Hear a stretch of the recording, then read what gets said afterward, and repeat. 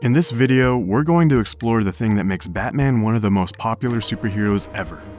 And no, it's not just about being the underdog without any superpowers. It's masculinity. And here's why Batman represents it more than any other superhero does. Now, there can be some disagreement as to what qualifies as masculine qualities. So we'll use the general three that everyone agrees on, including confidence or lack of fear, physical dominance, and limited emotions.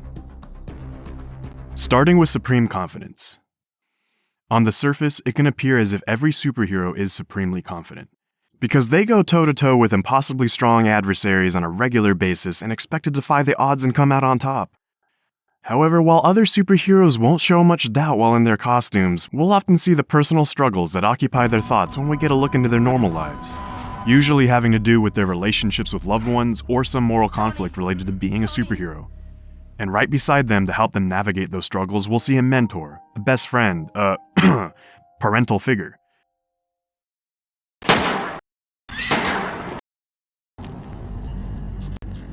Who's there to help by offering some wise advice or just lift their spirits in a way that the public that adores the superhero version of them can't. Batman, on the other hand, has a more masculine way of dealing with the stress that comes from his overwhelming responsibilities. He solves his problems internally by only confiding in himself. Oops, wrong shower scene. He doesn't show his self-doubt, not even to the audience. And it's a good thing for the existence of Batman that he doesn't look for external support for what he does, as the press and the citizens of Gotham not only don't love him like other superheroes are beloved in their own cities, but instead of support, we consistently see external doubt and questioning in Gotham's media as to whether or not Batman is even a good thing for the city. Please join me next time for an interview with Mayor Garcia, who will detail his plans to clean up the city. What will his relationship be like with Harvey Dent? How will he administrate the police, and will he vow to incarcerate the Batman or allow him to roam the streets, taking the law into his own hands? We'll find out on Gotham Tonight. However, Batman sticks around because Bruce Wayne is self-confident enough to keep those criticisms out of his head and not let it change how he views the role of Batman in Gotham, still standing up to the city's villains on behalf of those that criticize him, and not let them distort how he views himself as Bruce, someone whose smooth personality is capable of charming anyone when he decides to. This confidence to the point of defiance or stubbornness, despite their commonly negative connotations, can be good things, and that version of them is on full display in Bruce as he rejects the popular notion in Gotham that he, or Batman rather, shouldn't exist, and the city is better for it.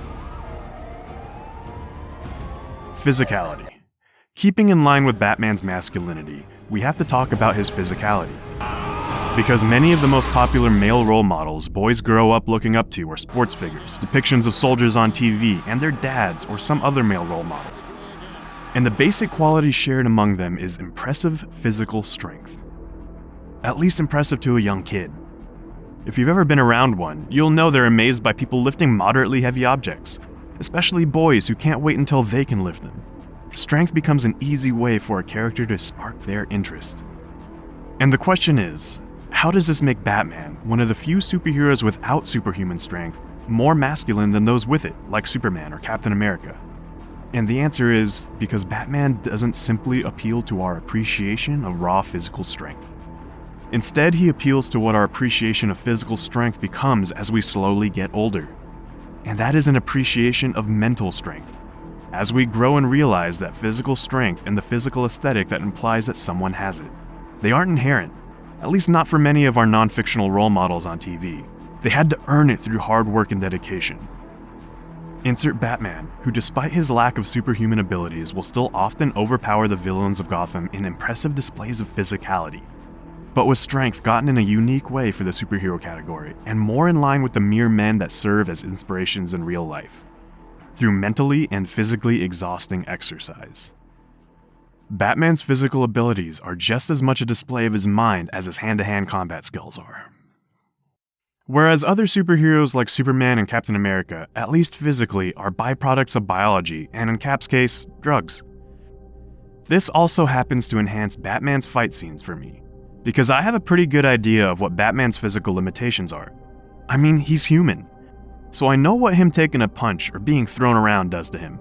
Whereas it's harder to understand in the case of superheroes like the Man of Steel and Cap, Because giving them super strength gives the writers' room the excuse to exceed their normal strength capacities from time to time for the purpose of plot.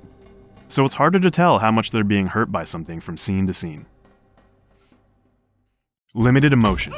This one's a little more obvious. Batman, with his extremely limited range of emotions, primarily consisting of being calm and only occasionally angry, definitely stands out in the wisecracking, exciting, and frustration-inducing world of superheroes.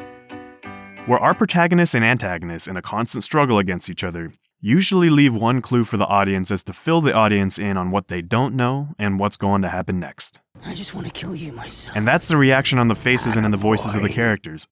A hero visibly shaken or yelling "no" in response to news is not a good sign for everyone else.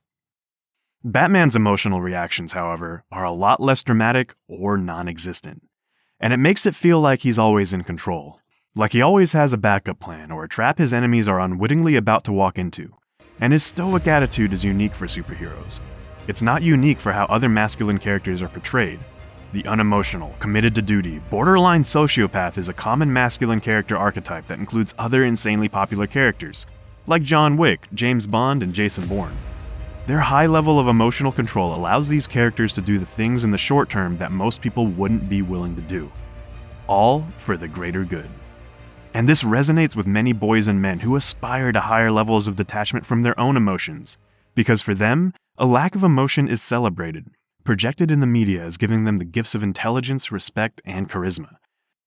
And showing emotion is portrayed as giving them the opposite. And that's why all of the above principles of masculinity and more are exemplified in Batman more than any other superhero.